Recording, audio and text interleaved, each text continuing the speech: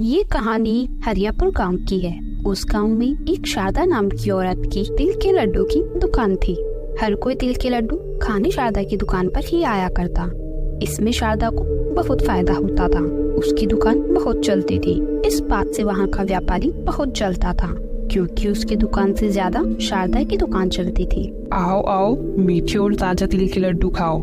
आओ भाई आओ, सर्दी में तिल के लड्डू खाओ। जो एक बार खाएगा वो बार बार आएगा। अरे शारदा बहन, तुम्हारे जैसे तिल के लड्डू शहर में भी नहीं मिलते। मेरे पूरे परिवार को केवल तुम्हारे यहाँ के ही लड्डू पसंद हैं। अरे भाई साहब, ये तो बस आप लोगों का ही प्यार है जिस कारण मेरी ये दुकान इतनी चलती है। धीरे धीरे शारदा के तिल के लड्डू शहर में भी फेमस होने लगे थे। और शारदा का एक बेटा था मोहित, जो रोज अपनी स्कूल की छुट्टी होने के बाद अपनी माँ का हाथ बटाने उनकी दुकान जाया करता था।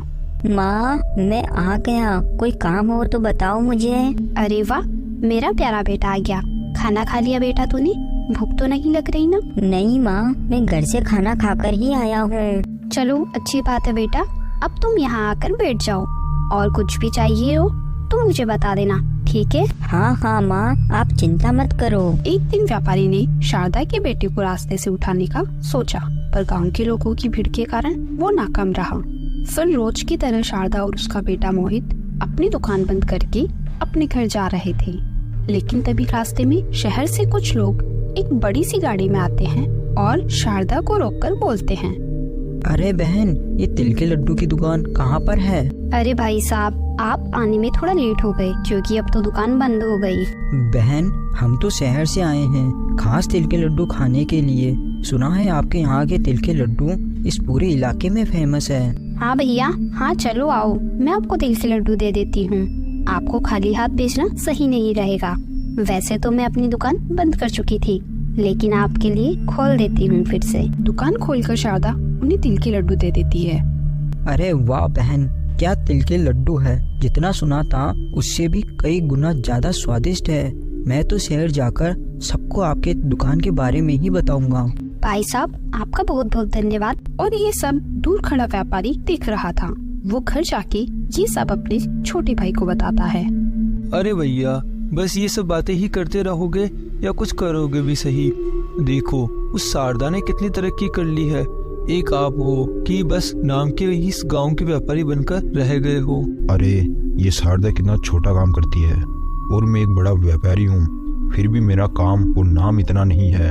अगर भैया ऐसा ही चलता रहा तो देख लेना, एक दिन ये शारदा पूरे गांव पर कब्जा कर लेगी, पैसे कमा कर। अगले दिन सुबह व्यापारी शहर के लिए निकलता है, लेकिन रास्ते में देखता है शारदा की दुकान पर बहुत भीड़ है। तभी व्यापारी के पास से शारदा का बेटा गुजर रहा था, तो वो इस बात का फायदा उठाकर उसे वहाँ से अगवा कर लेता है। उधर शारदा अपने बेटे की राह देख रही थी। कितनी देर हो गई, लेकिन मोहित अभी तक क्यों नहीं आया? हर दिन तो इसी समय आ जाता है। हे भगवान, मेरे बेटे की रक्षा करना। तभी कुछ लोग शारदा को बताते हैं कि उसके बेटे को व्यापारी के साथ गाड़ी में कहीं जाते देखा था। यह सब सुनकर शारदा बहुत परेशान हो जाती है और अपने बेटे को ढूंढने के लिए निकल जाती है। पूरे दिन ढूंढने के बाद भी उसे उसका बेटा नहीं मिला, तो वो बहुत परेशान हो जाती है और अपने घर चली जाती है। फिर अगले दिन सुबह शारदा अपनी दुकान जाती है, तभी वहाँ वो व्यापारी आता है। शारदा, तेरा बेटा मेरे कब्जे में है। मालिक, आपने ऐसा क्यों किया? मैंने आपका क्या बिगाड़ा था? हम लोग तो वैसे ही बहुत गरीब है, प्लीज हमें छोड़ दो। अगर मुझसे कुछ गलती हुई है तो मुझे माफ कर दो मालिक, और मेरे बेटे को छोड़ दो।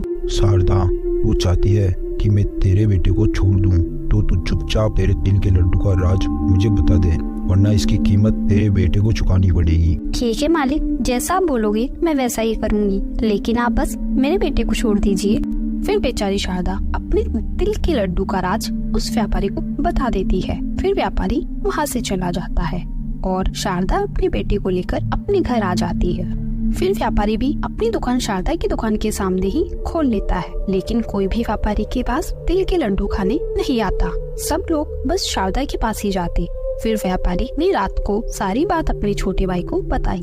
भैया, आपसे एक काम भी सही से नहीं होता। कहने को तो आप गांव के इतने बड़े व्यापारी हो, लेकिन होता आपसे कुछ भी नहीं है। छोड़ो, अब मुझे ही कुछ करना पड़ेगा। फिर उसी रात व्यापारी के भाई ने शारदा और उसके बेटे को मार दिया और उनकी दुकान पर कब्जा कर लिया। अब शारदा और उसका बेटा चुड़ैल और भूत बन गए थे और ये सब होते हुए देख रहे थे।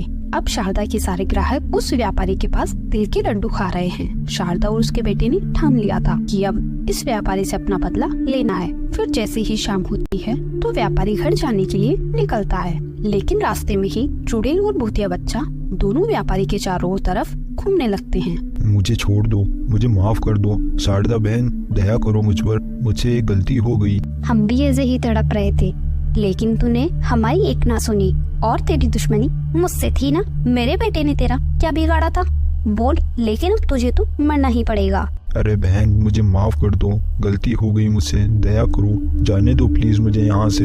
ऐसे कैसे तुझे जाने दे, तुझे मारकर ही हमारी आत्मा को शांति मिलेगी। फिर इतना बोलकर चुड़ैल अपनी शक्ति से उस व्यापारी को मार देती है और फिर वो दोनों वहाँ से गायब हो जाते हैं। Thanks for watching.